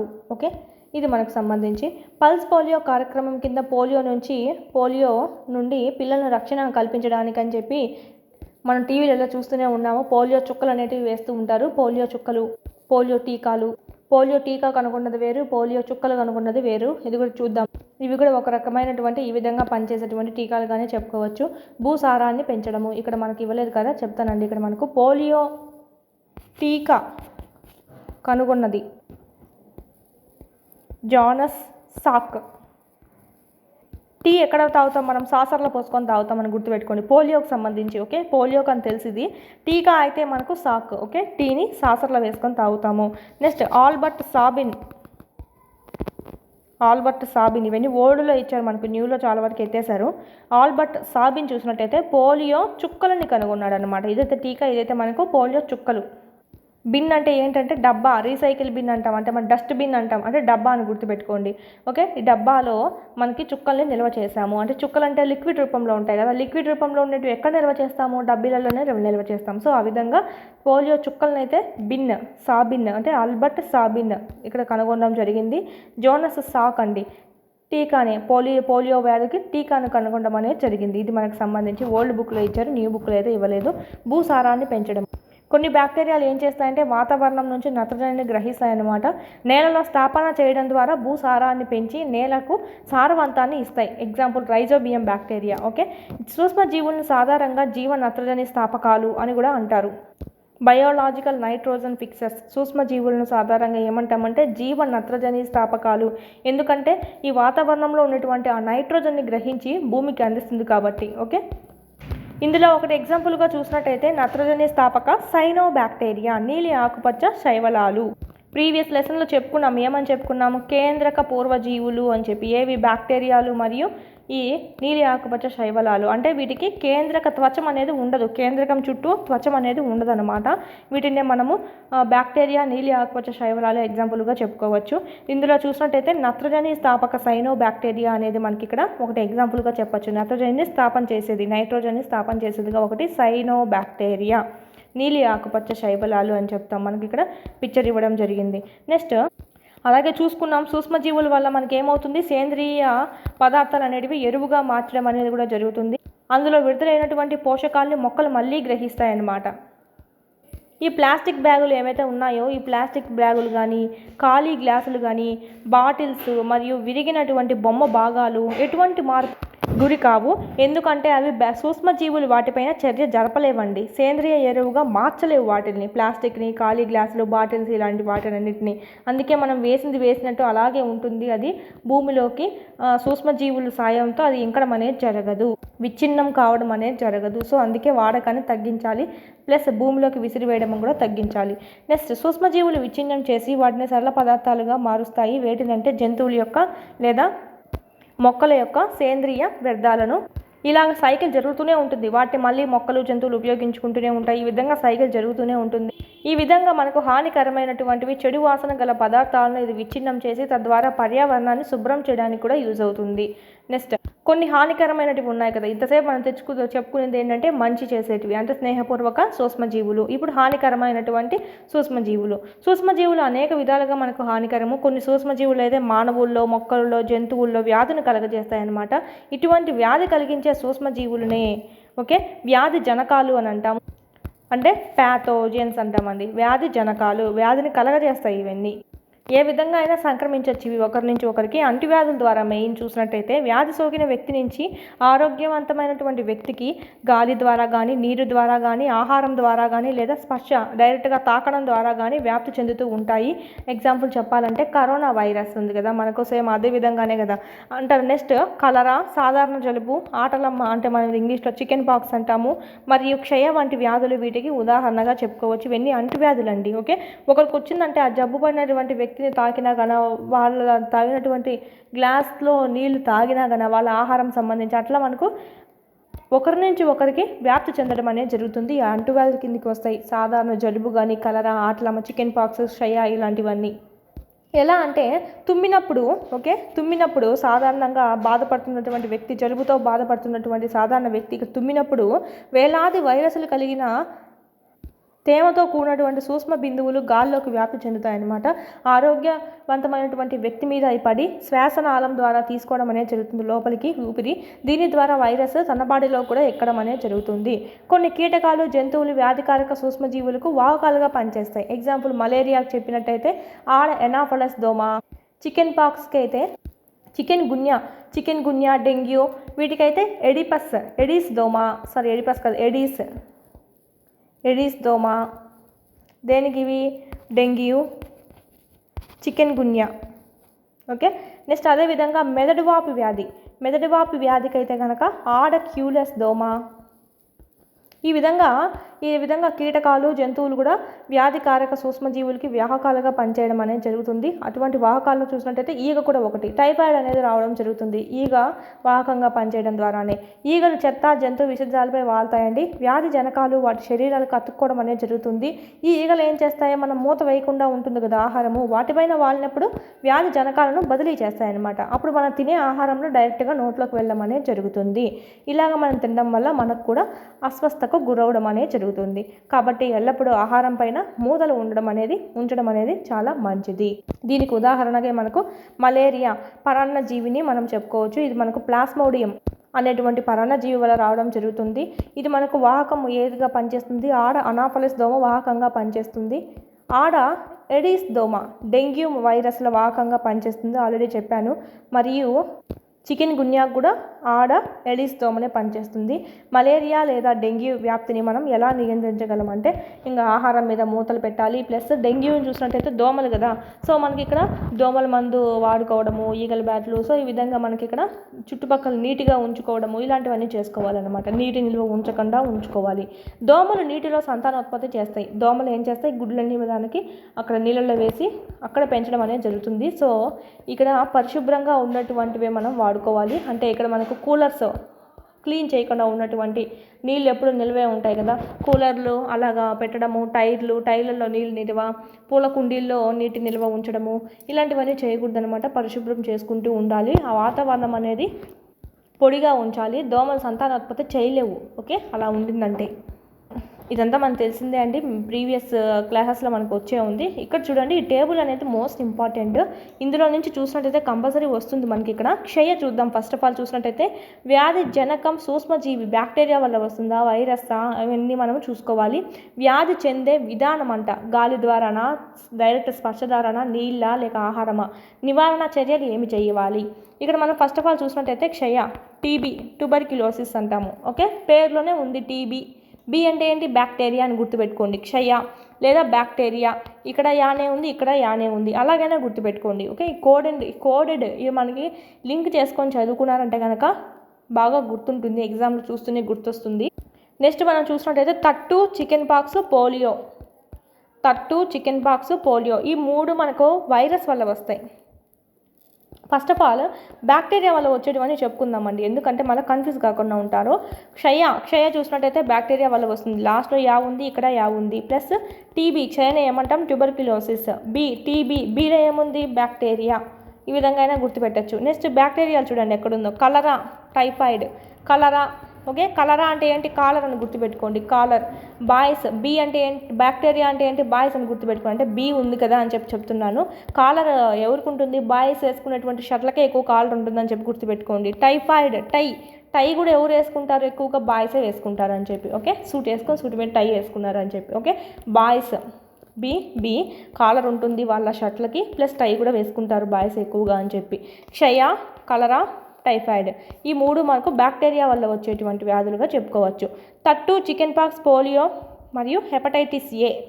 హెపటైటిస్ అనేది మనకు తెలిసిందే, హెపటైటిస్ వైరస్, ఓకే, వైరస్ వల్ల వస్తుంది, ఇది చెప్పాల్సిన అవసరం కూడా లేదు నాకు తెలిసి. పోలియో కూడా తెలుసండి, వైరస్ వల్లే వస్తుంది. ప్లస్ మీరు గుర్తుపెట్టుకోవాల్సింది ఏంటంటే తట్టు చికెన్ పాక్స్. తట్టు అంటే తట్టలు అని గుర్తుపెట్టుకోండి. తట్టలు ఎలా అల్లుతారు, చిన్న చిన్న వైర్లతో అల్లుతారు అని గుర్తుపెట్టుకోండి, ఓకే. వైర్లు తట్టలు వైర్లతో అల్లుతారని చెప్పి గుర్తుపెట్టుకోండి. ఆల్మోస్ట్ బాగా కనుక్కోవచ్చు. ఇక్కడ మనకి అంటువ్యాధులు ఎక్కువగా చూసుకున్నట్టయితే వైరస్ వల్ల ఎక్కువగా అండి. అంటే మనకి ఇక్కడ చూడండి, తట్టు అనేది కూడా అంటువ్యాధి. చికెన్ పాక్స్ చూడండి, చికెన్ పాక్స్ ఒకరిగానే వచ్చిందంటే కనుక ఆ గుళ్ళలు ఆటలమ్మ అంటాం దాన్ని మనము. ఇక్కడ మనకి చిన్నవి లేయడం అనేది జరుగుతుంది, అవి ఒక టచ్ చేశారంటే కనుక వాళ్ళకు కూడా రావడం అనేది జరుగుతుంది. ఆ చికెన్ పాక్స్ అనేది కూడా వైరస్ మనకు గుర్తుంటుంది అనమాట. పోలియో అనేది వైరస్, ప్లస్ హెపటైటిస్ ఏ అనేది కూడా వైరస్, ఇది మనకు బాగా గుర్తుంటుంది. టీబీ చూసినట్టయితే గాలి ద్వారా వ్యాప్తి చెందుతుంది, తట్టు కూడా గాలి ద్వారానే. ఈ వైరస్లు, బ్యాక్టీరియాలు ఆల్మోస్ట్ ఇక్కడ వైరస్లు చూసినట్టే అన్ని గాలి ద్వారానే అండి, గాలి లేదా తాకడం ద్వారా, ఓకే. ఈయన మనకు చికెన్ పాక్స్ తాకడము మరియు గాలి ద్వారా. పోలియో చూసినట్టయితే నీటి ద్వారా మరియు గాలి ద్వారా. కలరా చూసినట్టయితే బ్యాక్టీరియా సంబంధించి నీళ్ళ ద్వారా లేదా ఆహారంలో. టైఫాయిడ్ కూడా మనకు నీళ్ళ ద్వారా మరియు ఆహారం అని కూడా చెప్పుకోవచ్చు. హెపటైటిస్ ఏ చూసినట్టయితే నీటి ద్వారా. నెక్స్ట్ లాస్ట్ చూసినట్టయితే మలేరియా అనేది మనకి ఇక్కడ ప్రోటోజువా, ఆల్రెడీ చెప్పాము. ఆడ ఎనాఫలస్ దోమ అనేది దీన్ని వాహకంగా పనిచేయడం జరుగుతుంది, దోమలు అని చెప్పి. ఈ దోమల్లో కూడా ఏది అంటే ఆడ ఎనాఫలస్ దోమ. ఇదండి మనకు సంబంధించి దీంతో ఈ బాక్స్ అనేది కంప్లీట్ అవుతుంది. ఇక్కడ మాకు గుర్తుంది కదా, క్షయ అంటే బ్యాక్టీరియా, యా అనేది ఉంది. టీబీ లేదా బీలో బ్యాక్టీరియా అనేది ఉంటుంది. కలరా బాయ్స్ షర్ట్కే కాలర్ అనేది ఉంటుంది. టై అంటే బాయ్స్ షర్ట్కే ఎక్కువగా టై అనేది బాయ్స్ వేసుకుంటూ ఉంటారు. తట్టు, ఓకే, తట్టలు అనేటివి వైర్తో అల్లుతారు అని చెప్పి. Next chicken pox, polio, hepatitis A ఇవన్నీ మనకు వైరస్ తెలిసిందే. మలేరియా చూసినట్టయితే ప్రోటోజువా, దోమల వల్ల ఇది రావడం అనేది జరుగుతుంది. వాహకాలుగా పనిచేసేది ఏది అంటే దోమలు, ఆడ ఎనాఫలస్ దోమ. నెక్స్ట్ మోస్ట్ ఇంపార్టెంట్ చూడండి, రాబర్ట్ కోచ్ 1876లో, ఓకే, ఆంథ్రాక్స్ వ్యాధికి కారణమయ్యేటువంటి బ్యాక్టీరియా ఏది అంటే బ్యాసిల్లస్ ఆంథ్రాసిస్ అని చెప్పి కనుగొనడం అనేది జరిగింది. ఆంథ్రాక్స్ వ్యాధికి కారణమయ్యే బ్యాక్టీరియాను కనుగొన్నది ఎవరు అంటే రాబర్ట్ కోచ్ అండి. పేరులోనే ఉంది మనకు, ఆంథ్రాక్స్ వ్యాధికి కనుగొన్నటువంటి బ్యాక్టీరియా అంటే బాసిల్లస్ ఆంథ్రాసిస్. ఇది బ్యాక్టీరియా కదా, సో అందుకే బీతో స్టార్ట్ అయింది చూడండి. ఆల్మోస్ట్ బ్యాక్టీరియా రకాలన్నీ మనకి ఇక్కడ చూసినట్టయితే బ్యాసిల్లస్, లాక్టో బ్యాసిల్లస్, సో ఇలాగ మనకు అనేది ఉంటుంది. సో ఇది ఒక బ్యాక్టీరియా అని చెప్పి మనకు తెలుస్తుంది. యాంథ్రాసిస్ అంటే యాంథ్రాక్స్లోనే మనకు పేరు సేమ్గానే ఉంటుంది. సో కనుగొన్నది ఏది అనేది కూడా అడుగుతారు, చూసుకోవాలి. బాసిల్లస్ ఆంథ్రాసిస్. ఇక్కడ ఒక హింట్ కావాలంటే కనుక బాయ్స్ అని గుర్తుపెట్టుకోండి, యాంథ్రాసిస్ అంటే ఆంధ్ర అని గుర్తుపెట్టుకోండి, ఓకే. మనం చెప్పుకునేది ఇప్పుడు ఏపీనే కాబట్టి ఆంధ్ర బాయ్స్, ఓకే. కోచింగ్ వెళ్తున్నారు ఉద్యోగాల కోసం అని చెప్పి, ఓకే, కోచింగ్ వెళ్తారు. ఆంధ్ర బాయ్స్ ఖచ్చితంగా కోచింగ్కి వెళ్తున్నారు ఉద్యోగాలు తెచ్చుకోవాలంటే. మనకి ఇక్కడ కోచింగ్ అనేది ముందు తీసుకుంటాం కదా, డిఎస్సికి అయినా సరే, గ్రూప్స్కి అయినా సరే. సో కోచింగ్ వెళ్తున్నారు అని చెప్పి గుర్తుపెట్టుకోండి, ఈజీగా గుర్తొస్తుంది. రాబర్ట్ కోచ్ ఆంథ్రాక్స్ వ్యాధికి కారణమయ్యేటువంటి బ్యాక్టీరియా బాసిల్లస్ ఆంథ్రాసిస్ను కనుగొనడం అనేది జరిగింది. కోచింగ్కి ఎక్కువగా ఎవరు వెళ్తారంటే ఆంధ్రాలో ఉన్నటువంటి బాయ్స్ అనేవాళ్ళు వెళ్తారు. ఇక్కడ చూసినట్టయితే ఈ యాంథ్రాక్స్ బ్యాక్టీరియం వల్ల మానవుల్లోనూ వస్తుంది, పశువుల్లోనూ కలిగినటువంటి అతి ప్రమాదకరమైనటువంటి వ్యాధిగా చెప్పుకోవచ్చు అండి. ఓన్లీ మానవుల్లోనే కాదు, పశువుల్లో కూడా ఈ యాంథ్రాక్స్ బ్యాక్టీరియం వల్ల రావడం అనేది జరుగుతుంది. పశువుల్లో వచ్చేటువంటి గాలికుంటు వ్యాధి వైరస్ వల్ల కలుగుతుందండి. గాలికుంటు వ్యాధి ఎక్కువగా వైరస్లు గాలి ద్వారానే కదా వ్యాప్తి చెందుతాయి. సో గాలికుంటు వ్యాధి వైరస్ వల్ల కలుగుతుంది. ఇది మనకు ఈజీగా గుర్తుపెట్టుకోవచ్చు.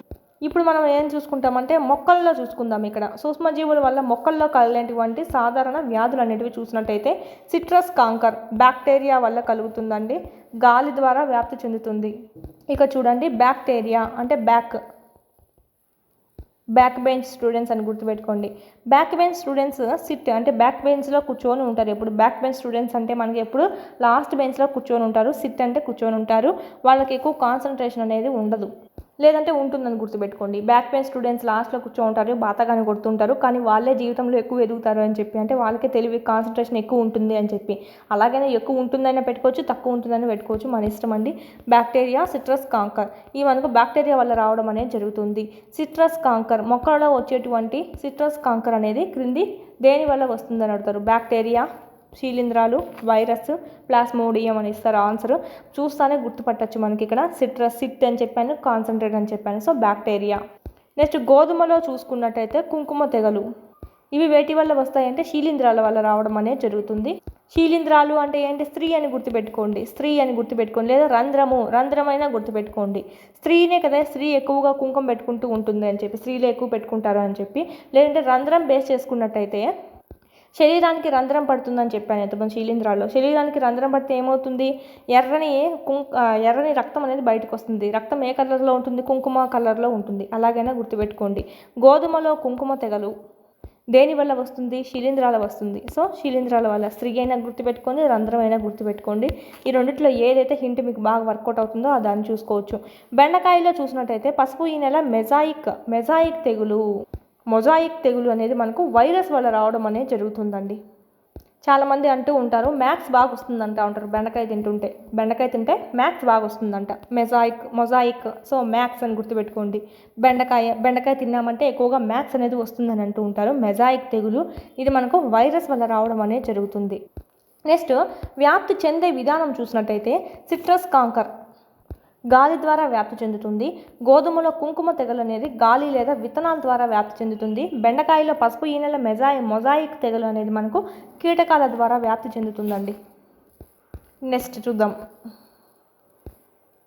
మన ఆహారం పైన అభివృద్ధి చెందేటువంటి సూక్ష్మజీవులు కొన్నిసార్లు ఏం చేస్తాయంటే విష పదార్థాలను కూడా ఉత్పత్తి చేస్తాయి. ఇవి ఆహారాన్ని విషపూరిత చేయడం వల్ల తీవ్రమైనటువంటి అస్వస్థతకు గురయ్యి కొన్నిసార్లు ప్రాణాలు కూడా పోవచ్చండి.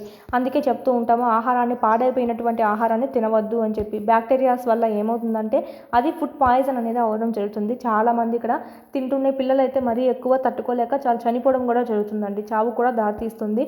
సో ఇక్కడ మనకు నిల్వ చేసినటువంటి ఆహారాలు అనేటివి ఎక్కువగా తినకూడదు, లేదా పాడైపోయినటువంటి ఆహారాలు కూడా ఎక్కువగా తినకూడదు. ఓకే. నెక్స్ట్ ఆహారం పాడైపోవడం అనేది ఎలాంటి చర్య అంటే రసాయనిక చర్య అండి. అక్కడ కొత్త రకమైనటువంటి ఇంకొక బ్యాక్టీరియాలు, హానికరమైనటువంటి బ్యాక్టీరియాలు తయారవడం అనేది జరుగుతుంది.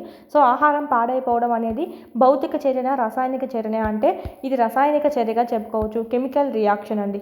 ఇక్కడ కొన్ని నిల్వ పద్ధతులు చూసినట్టయితే రసాయన పద్ధతి ఉప్పు, వంట నూనెలు సూక్ష్మజీవుల పెరుగుదలను నిరోధించడానికి ఉపయోగించేటువంటి సాధారణ రసాయనాలుగా చెప్పవచ్చు. ఉప్పు ఎక్కువ వేస్తామన్నమాట. వంట నూనెలు ఎక్కువగా వేసి ఊరగాయలు ఇలాంటివన్నీ మనం ఏం చేస్తాము? నిల్వ చేస్తూ ఉంటాము. ఇది ఒక రసాయన పద్ధతిగా మనం చెప్పుకోవచ్చు. ఎలా పనిచేస్తుందో కూడా మనకు ద్రవాభిసరణం కనుక విన్నట్టయితే కనుక ద్రవాభిసరణం టాపిక్ వచ్చిందంటే కనుక ఆ లెసన్స్లో మనకు బాగా అర్థమవుతుంది ఏ విధంగా పనిచేస్తుంది అనేది. ఉప్పు మరియు నీళ్ళలో ద్రావణం ఉప్పు అనేది ఎక్కువగా కలపడం వల్ల ఏమవుతుందంటే ఆ ద్రావణం అంతా మనకు గాఢత ఎక్కువగా ఉంటుందండి. నీళ్ళు తక్కువగా ఉంటాయి. నీరు అసలు ఉండదు, చాలా తక్కువగా ఉండడం అనేది జరుగుతుంది. దాంట్లో గాఢత ఎక్కువగా ఉంటుందన్నమాట. వంట నూనెలు కూడా అంతే, గాఢత ఎక్కువగా ఉంటుంది.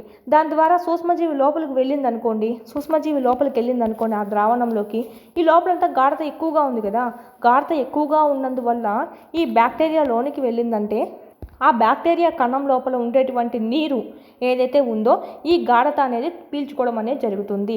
ద్రవాభిసరణలో మనం చెప్పుకుంటాం ఆల్రెడీ. ఆ నీరంతా బ్యాక్టీరియా కణంలో ఉండేటువంటి నీరంతా ఈ గాఢతలోకి రావడం జరుగుతుంది. తద్వారా ఏమవుతుంది? బ్యాక్టీరియా అక్కడ జీవించలేదు, చనిపోవడం అనేది జరుగుతుంది. ఓకే. ఈ విధంగా ఆహారం అనేది చెడిపోకుండా నిల్వ అనేది ఉంటుంది. ఇది ఒక రసాయనిక పద్ధతిగా చెప్పుకోవచ్చు.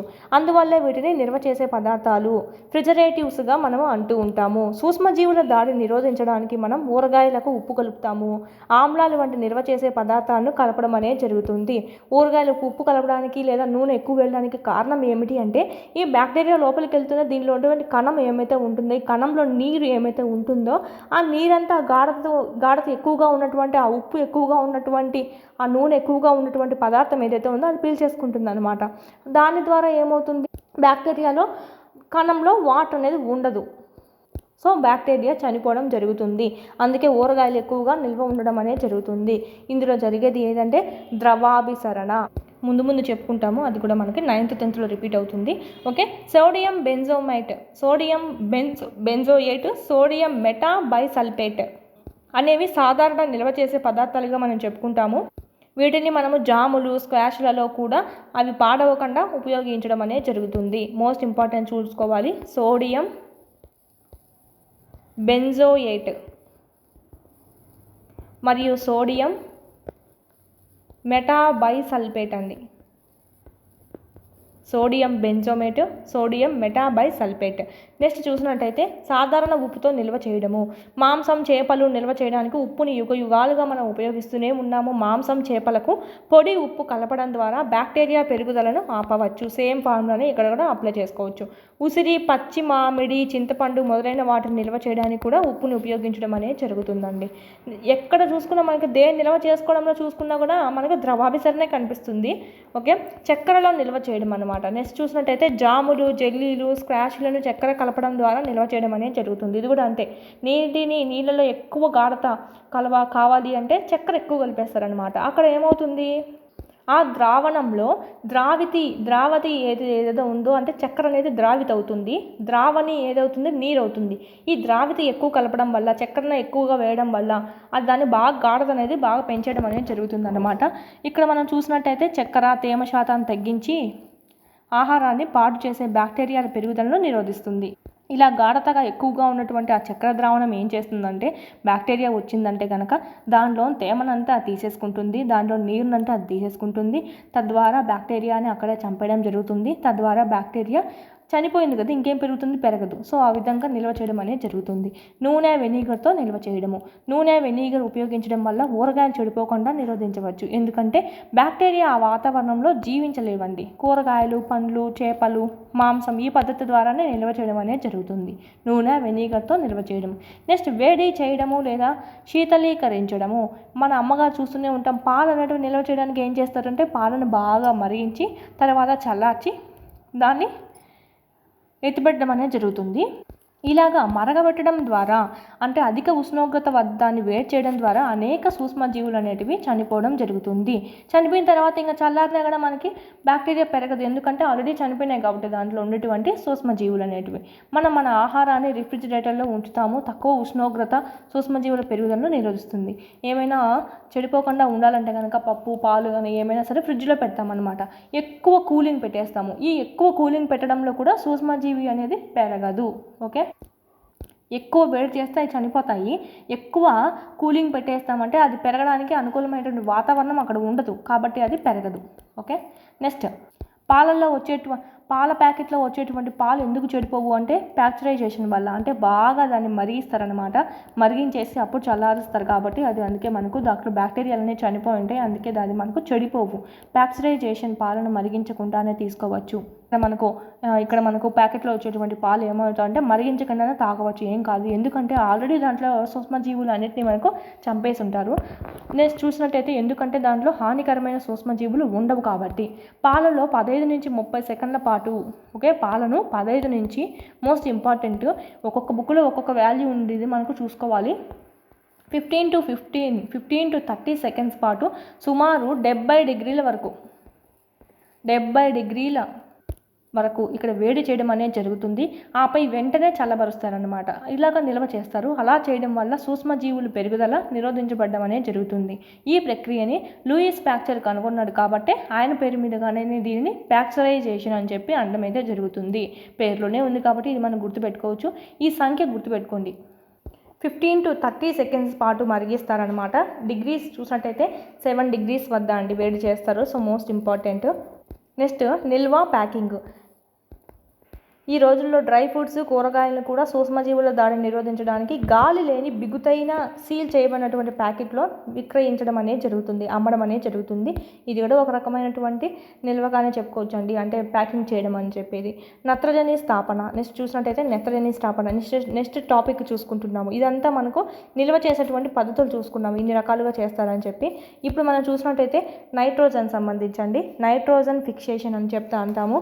ఇక్కడ మనకు చూస్తుంటే బ్యాక్టీరియా మనకు వాతావరణంలో ఉండేటువంటి ఆ నైట్రోజన్ని మారుస్తుంది అంటే నేలలోకి. రైజోబియం అనేటువంటి బ్యాక్టీరియా మోస్ట్ ఇంపార్టెంట్. రైజోబియం అనేటువంటి బ్యాక్టీరియా గురించి తెలుసుకున్నాం కదా. ఇక్కడ చిక్కుడు జాతి మొక్కల్లో అంటే పప్పు ధాన్యాలు సంబంధించినటువంటి మొక్కల్లోనే ఈ నత్రజని స్థాపనలో పాల్గొనడం అనేది జరుగుతుంది. ఇవి రైజోబియమ్స్ అనేటివి. రైజోబియం బ్యాక్టీరియా చిక్కుడు జాతి మొక్కల్లో నత్రజని స్థాపన చేయడానికి పాల్గొంటూ ఉంటాయి. బీన్స్ మరియు బఠానీల వంటి చిక్కుడు జాతి మొక్కలు వేర్లు ఏవైతే ఉన్నాయో పిక్చర్ చూపిస్తాను కింద ఉంది. వేర్ల వంటి వాటిల్లో చిన్న చిన్న బుడిపెలుగా ఉండడం అనేది జరుగుతుందండి. ఇందులోనే రైజోబియం అనేది సహజీవనం అనేది చేస్తుందని చెప్పి మనం ఇక్కడ తెలుసుకోవచ్చు. కొన్నిసార్లు చూసినట్టయితే మెరుపుల వల్ల కూడా నత్రజని స్థాపన జరుగుతుంది. ఇది కూడా చూసుకోవాలి, ఇంపార్టెంట్. వాతావరణంలో నత్రజని పరిమాణం ఎప్పుడు కూడా మనకు స్థిరంగా ఉంటుందండి. ఇది మనకు సంబంధించి ఇది పిక్చర్ చూడండి. వేర్లలో చూసినట్టయితే ఎక్కువగా పప్పు ధాన్యాలకు సంబంధించినటువంటి వాటిలోనే ఎక్కువగా కనిపిస్తూ ఉంటుంది. లేదంటే చిక్కుడు జాతి మొక్కలు, వీటిల్నే మనము లెగ్మునేసి మొక్కలు జాతికి సంబంధించినటువంటి కూడా అంటాము. వీటిల్లోనే మనం చూసినట్టయితే ఈ విధంగా ఉంటుంది. ఓకే, నెక్స్ట్ నత్రజని వలయము. వాతావరణంలో మనకు నైట్రోజన్ ఎంత ఉంటుందంటే 78%. ఓకే, 78% నత్రజని ఉంటుంది, 21% ఆక్సిజన్ ఉంటుందండి. ఆక్సిజను, ఇదైతే నైట్రోజన్. ఇక్కడనే మనకు 99% వచ్చేసింది. ఇంకా 1% ఇంక మిగతా వాయువులన్నీ మనకు కలిసి ఉండడం అనేది జరుగుతుంది. వాతావరణంలో 78% నత్రజని వాయువు ఉంటుంది. అన్ని జీవుల్లోని మాంసకృతులు పత్రహరితం, కేంద్రక ఆమ్లాలు, విటమిన్లలో నత్రజని ఒక ముఖ్యమైన భాగంగా మనం చెప్పుకోవచ్చు. వాతావరణంలో 78% నత్రజని ఉన్నప్పటికీ మొక్కలు మరియు జంతువులు నేరుగా వాటిని తీసుకోలేవు. నేలలో ఉండేటువంటి కొన్ని బ్యాక్టీరియా, నీలి ఆకుపచ్చ శైవలాలు వాతావరణంలో ఉండేటువంటి ఆ నత్రజనిని గ్రహించి నత్రజని సమ్మేళనాలుగా మార్చి నేలలో స్థాపన అనేటివి చేస్తాయండి. ఒకసారి నత్రజని ఈ ఉపయోగకరమైనటువంటి సమ్మేళనాలుగా మారిన తర్వాత నేల నుంచి మొక్కలు వేరు వ్యవస్థ ద్వారా వీటిని ఉపయోగించుకోవడం అనేది జరుగుతుంది. తర్వాత మొక్కల్లో ప్రోటీన్లు, ఇతర సమ్మేళనాల సంశ్లేషణ కోసం నత్రజనిని ఉపయోగించబడుతుంది వాటికి ఆహారంలో. ఈ ప్రోటీన్లు ఇతర నత్రజని సమ్మేళనాల మొక్కలను ఆహారంగా తీసుకునే జంతువుల్లోకి చేరుతాయన్నమాట. ఈ మొక్కల నుంచి ఇవి తింటాయి కదా జంతువులు, వాటిలోకి చేరడం అనేది జరుగుతుంది. ఈ విధంగా మనకు పోతుంది. మొక్కలు, జంతువులు చనిపోయినప్పుడు మట్టిలో ఉండేటువంటి బ్యాక్టీరియా శిలీంధ్రాలు నత్రజని వ్యర్థాలను మళ్ళీ మొక్కలకు ఉపయోగించుకునే విధంగా నత్రజని సమ్మేళనాలుగా మారుస్తాయి. ఒక సైకిల్గా అవుతుందన్నమాట. అవి చనిపోయిన తర్వాత మళ్ళీ భూమిలోనే నాటు పెడతాం మనము. సో అప్పుడు కూడా మనకి ఏమవుతుందంటే ఈ నత్రజని వ్యర్థాలను మళ్ళీ మొక్కలు వినియోగించుకోవడం అనేది జరుగుతుంది. కొన్ని ఇతర బ్యాక్టీరియా వాటిల్లో కొంత భాగాన్ని నత్రజనిగా మార్చి తిరిగి వాతావరణంలోకి మళ్ళీ పంపడం అనేది జరుగుతుంది. ఫలితంగా వాతావరణంలో నత్రజని శాతం ఏమవుతుందండి, ఇంచుమించుగా స్థిరంగా ఉంటుంది. ఈ విధంగా సైకిల్ జరుగుతూనే ఉంటుంది కాబట్టి నత్రజని వాతావరణంలో స్థిరంగా ఉంటుందన్నమాట. ఇది మనకు సంబంధించి ఇక్కడ మనకు సైకిల్ కూడా ఇచ్చారు. నెక్స్ట్ చూసినట్టయితే దీంతో మనకు లెసన్ అనేది అయిపోతుందండి. ఇక మనం చూసినట్టయితే లాస్ట్లో క్విక్ రీజన్ కిందికి చూసుకోవచ్చు. సూక్ష్మజీవులు ఏకకణ లేదా బహుకణ జీవులు రెండు కావచ్చు. మనం పైన చెప్పుకున్నట్టు ఒకటే ఉంటుందనేం కాదు, ఏకకణ జీవులుగానే ఉంటుందనేం కాదండి. సూక్ష్మజీవులు ఏకకణ జీవులుగా అయినా ఉండొచ్చు, బహుకణ జీవులుగా అయినా ఉండొచ్చు. మనకు ఆప్షన్స్ ఏ విధంగా అడుగుతారంటే క్రింది వాటిలో సరికాంది ఏది అని అడుగుతారనమాట. సూక్ష్మజీవులు ఏకకణ జీవులుగానే ఉంటాయి ఎల్లప్పుడూ అని చెప్పి. సో అలా అడుగుతూ ఉంటారు, చూసుకోవాలి. సూక్ష్మజీవుల్లో బ్యాక్టీరియా, శిలీంధ్రాలు, ప్రోటోజువాలు, కొన్ని శైవలాలు కూడా ఉన్నాయి. వైరస్లు పైన పేర్కొన్న జీవులకు భిన్నంగా ఉన్నప్పటికీ సూక్ష్మజీవులుగానే పరిగణిస్తామన్నమాట. వైరస్లు ఇతర సూక్ష్మజీవుల కంటే చాలా డిఫరెంట్గా ఉంటాయి. ఇవి బ్యాక్టీరియా, వృక్ష లేదా జంతుకణం లాంటి అతిథేయ జీవుల్లో మాత్రమే వీటి సంఖ్యను పెంచుకోవడం అనేది జరుగుతుంది. ప్రత్యుత్పత్తి అంటే ఏంటి, వాటి సంఖ్యను పెంచుకోవడము. ఎక్కడెక్కడ చేసుకుంటాయి అంటే అవి బ్యాక్టీరియా, వృక్ష లేదా జంతుకణం లాంటి అతిథేయ జీవుల్లో, హోస్ట్ ఆర్గానిజమ్స్ అని చెప్తాము. ఓకే, వాటిల్లో కొన్ని సూక్ష్మజీవులు ఔషధాలు చేయడానికి, ఆల్కహాల్ వాణిజ్య ఉత్పత్తికి కూడా యూజ్ అవ్వడం అనేది జరుగుతుంది. కొన్ని సూక్ష్మజీవులు సేంద్రియ వ్యర్థాలు, మొక్కలు, జంతువుల యొక్క కళేబరాలని విచ్ఛిన్నం చేసి సరళ పదార్థాలుగా మార్చి మనకు పర్యావరణాన్ని శుభ్రం చేయడంలో యూజ్ అవ్వడం అనేది జరుగుతుంది. మంచి ఎరువును కూడా తయారు చేసేలాగా జరుగుతుంది. ఓకే, మంచి ఎరువుగా కూడా యూజ్ చేసుకోవడానికి ఇవి ఉపయోగపడతాయి అన్నమాట. ప్రోటోజువాలు విరేచనాలు, మలేరియా వంటి తీవ్రమైన వ్యాధుల్ని కలగజేస్తాయి. మలేరియా లేదా విరేచనాలు, డిసెంట్రీ అంటాము, ఇవి మనకు ప్రోటోజువాల వల్ల రావడం జరుగుతుంది. కొన్ని సూక్ష్మజీవులు మన ఆహారంపై పెరిగి ఆహారం విషతుల్యం కావడాన్ని మనం ఏమంటామంటే ఫుడ్ పాయిజన్ అంటామండి. కొన్నిసార్లు ప్రాణాలు కూడా పోవచ్చు అయి తినడం ద్వారా, లేదంటే వాంతులు అనేటివి ఎక్కువగా అవుతూ ఉంటాయి. చిన్నపిల్ల వాళ్ళైతే తట్టుకోలేరు కాబట్టి ప్రాణాలు కూడా పోవచ్చు. కొన్ని సూక్ష్మజీవులు చిక్కుడు జాతి మొక్కల వేర్లు బొడిపల్లో నివసిస్తూ ఉంటాయి. ఇవి గాలి నుంచి నత్రజనిని గ్రహించి నేలలో నైట్రోజన్ని స్థాపించడం అనేది జరుగుతుంది.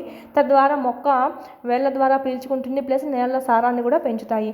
నేలలో ఉండే కొన్ని బ్యాక్టీరియా, నీలి ఆకుపచ్చ శైవలాలు వాతావరణం నుంచి నత్రజనిని గ్రహించి నత్రజని స్థాపన ద్వారా నత్రజని సమ్మేళనాలుగా ఏర్పరుస్తాయి. అలాగే చెప్పుకున్న మెరుపుల వల్ల కూడా నత్రజని స్థాపన జరుగుతుందని అది కూడా చూసుకోవాలి. ఆప్షన్స్లు ఇస్తారు సరికాంది ఏది అని చెప్పి. మెరుపుల వల్ల ఏంటి కరిగేదని అంటే అనుకోవద్దండి. కొన్ని బ్యాక్టీరియాలు నేలలోని నత్రజని సమ్మేళనాలను నత్రజని వాయువుగా మార్చి వాతావరణంలోకి విడుదల చేయడం అనేది జరుగుతుంది. రైజోబియం బ్యాక్టీరియా మోస్ట్ ఇంపార్టెంట్, గుర్తుపెట్టుకొని ఇక్కడ పేరు ఇవ్వలేదు కదా అని చెప్పి స్కిప్ చేయొద్దండి. నెక్స్ట్ చూద్దాం, ఎక్సర్సైజెస్ చూద్దాము. మీరు కూడా కింద కామెంట్ చేయండి హోంవర్క్గా భావించి. ఓకే, సూక్ష్మజీవులను డాష్ ఆయంతో చూడవచ్చు. సూక్ష్మజీవులను డాష్ సాయంతో చూడవచ్చు. ఆల్మోస్ట్ చాలా వరకు ఎక్సర్సైజ్ ప్రాబ్లమ్స్ నుంచే ఎక్కువగా డైరెక్ట్ బిట్టి దించే అవకాశాలు కూడా ఉంటాయి, చూసుకోవాలి. సూక్ష్మజీవులను మైక్రోస్కోప్ సాయంతో చూడవచ్చు.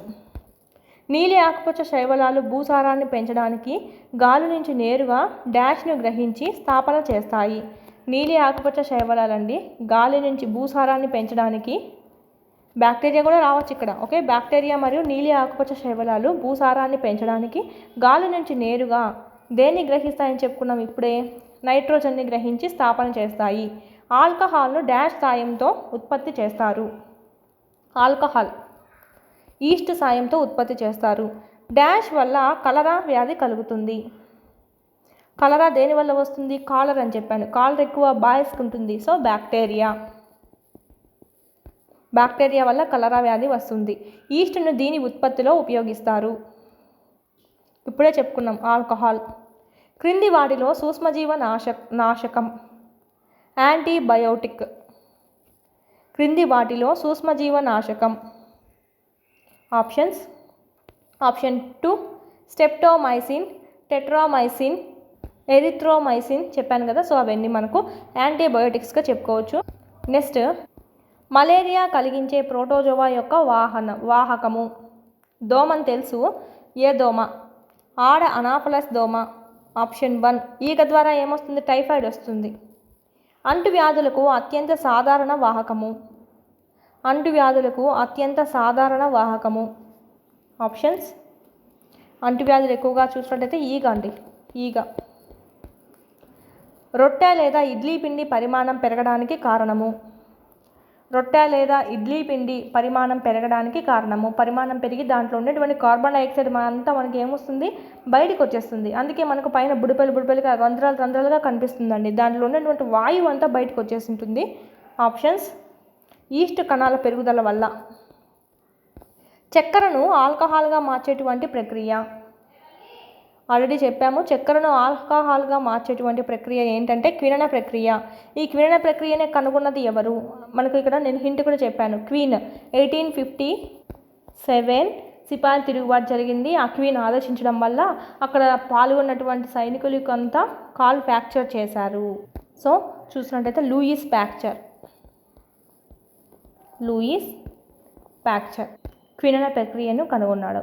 ప్లస్ ప్యాక్చరైజేషన్ ప్రక్రియను కూడా ఈయన కనుగొన్నాడు, లూయిస్ ప్యాక్చరే. 15 to 30 సెకండ్స్ పాటు పాలను సుమారుగా 70 డిగ్రీల వేడి దాకా మనం ఇక్కడ వేడి చేస్తామన్నమాట. తర్వాత వెంటనే చల్లబరుస్తాము, దాని ద్వారా నిల్వ చేయడము, ఓకే. నెక్స్ట్ చూసినట్టయితే బ్యాక్టీరియా. ఇక్కడ మనము హోంవర్క్ జతపరచండి ఇచ్చారు. బ్యాక్టీరియా కలరాను కలిగిస్తుంది. రైజోబియం నత్రజనిని స్థాపిస్తుంది. లాక్టోబాసిల్లస్ పెరుగుని ఏర్పరుస్తుంది. ఈస్ట్ని మనం ఎక్కడ వాడతాం? బ్రెడ్ తయారీలో వాడతాం. ఒక ప్రోటోజోవాన్. క్రింది వాటిలో ఒక ప్రోటోజోవాన్ ఏదంటే మలేరియా అనేది ఒక ప్రోటోజోవా.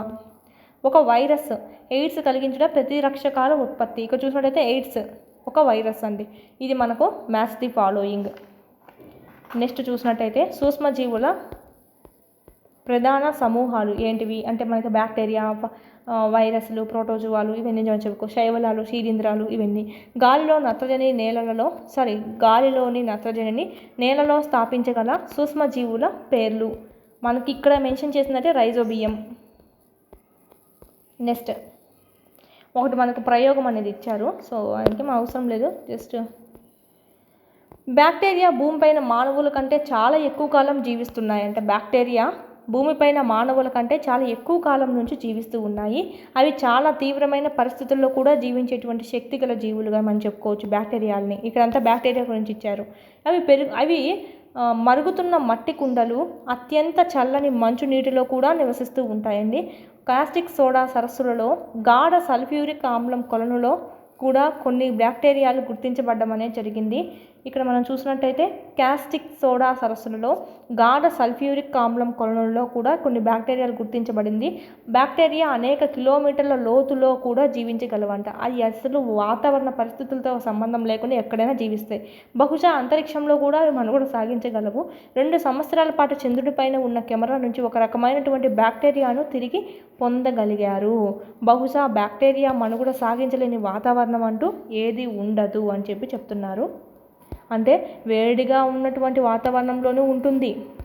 ఓకే, బ్యాక్టీరియా అనేది వేడిగా ఉన్నటువంటి బ్యాక్టీరియాలో ఉంటుంది. అంటే ఇక్కడ మీకు చూసినట్టయితే కూల్ ప్లస్ హాట్, ఓకే, రెండు వాతావరణంలోనే ఉంటుంది. మనం ఇక్కడ చూసింది అయితే ఎక్కడంటే కిలోమీటర్లు, చాలా కిలోమీటర్ల సముద్రపు కిలోమీటర్ల లోతుల్లో కూడా ఇవి నివసించగలవు, అనేక కిలోమీటర్ల లోతుల్లో కూడా. నెక్స్ట్ కాస్టిక్ సోడా సరస్సులలో, గాఢ సల్ఫ్యూరిక్ ఆమ్లం కొలనులో కూడా బ్యాక్టీరియాలను గుర్తించడం అనేది జరిగింది. ఇది మోస్ట్ ఇంపార్టెంట్, చూసుకోవాలి. Next crop production and management. Next lesson ఏంటంటే పంట ఉత్పత్తులు యాజమాన్య పద్ధతులు. నెక్స్ట్ వీడియోలో డిస్కస్ చేసుకుందాం. ఆల్రెడీ అప్లోడ్ చేస్తున్నాం బయాలజీ సంబంధించి కూడా టెస్ట్లు అనేటివి. మీరు ఇక్కడ ప్రాక్టీస్ చేయండి. లెసన్ విన్న తర్వాత మీకు అక్కడ తెలుస్తుంది ఎంత మాత్రం బిట్స్ అనేటివి మీకు ఏ లెవెల్లో మీరు ఆన్సర్ చేయగలుగుతున్నారు అనేది మీరు ఇక్కడ చూసుకోవచ్చు. 499 రూపీస్కే ఉంది కోర్స్ అనేది, 1 ఇయర్ వ్యాలిడిటీ అండి. ఏమైనా డౌట్స్ ఉంటే కనుక స్క్రీన్ మీద కనిపిస్తున్నటువంటి నెంబర్కి కాల్ చేయండి, 8985105456 నెంబర్కి. అదేవిధంగా పీడిఎఫ్స్ కూడా అందుబాటులో ఉన్నాయి, 199 రూపీస్కే. జిరాక్స్ కూడా చేయించుకొని మీరు చదువుకోవచ్చు, చాలా యూస్ఫుల్ అవుతాయి. 3rd నుంచి 10th వరకు మొత్తంగా ఉన్నాయి. 9th 10th ఓన్లీ లింక్ టాపిక్సే కాకుండా 9th 10th సంబంధించి ఫుల్ లెసన్స్ అనేటివి ఉన్నాయండి. పర్చేజ్ చేసుకొని జిరాక్స్ చేయించుకోండి. ప్యారలల్గా టెస్ట్ సిరీస్ అనేటివి ప్రాక్టీస్ చేసుకుంటూ ఉంటే కనుక మీకు ఇన్ టైంలో సిలబస్ అంతా మీకు కంప్లీట్ అవుతుంది. బిట్లు అంతా మీకు కవర్ అయ్యే ఛాన్సెస్ అనేటివి ఎక్కువగా ఉంటాయి. వీడియో నచ్చినట్టయితే మీ ఫ్రెండ్స్కి కూడా షేర్ చేయండి. చెప్పినటువంటి హింట్స్ ఏవైతే ఉన్నాయో, కోర్స్ ఏవైతే ఉన్నాయో 1కి 2 సార్లు మళ్ళీ మీరు రివిజన్ చేసుకోండి. అలాగైతేనే గుర్తుంటాయి, లేకపోతే గుర్తుండవండి. ఓకే, 1కి 2 సార్లు మీరు రివిజన్ చేసుకుంటేనే గుర్తుంటాయి, ముందే చెప్తున్నాను. వీడియో నచ్చినట్టయితే మీ ఫ్రెండ్స్కి కూడా షేర్ చేయండి.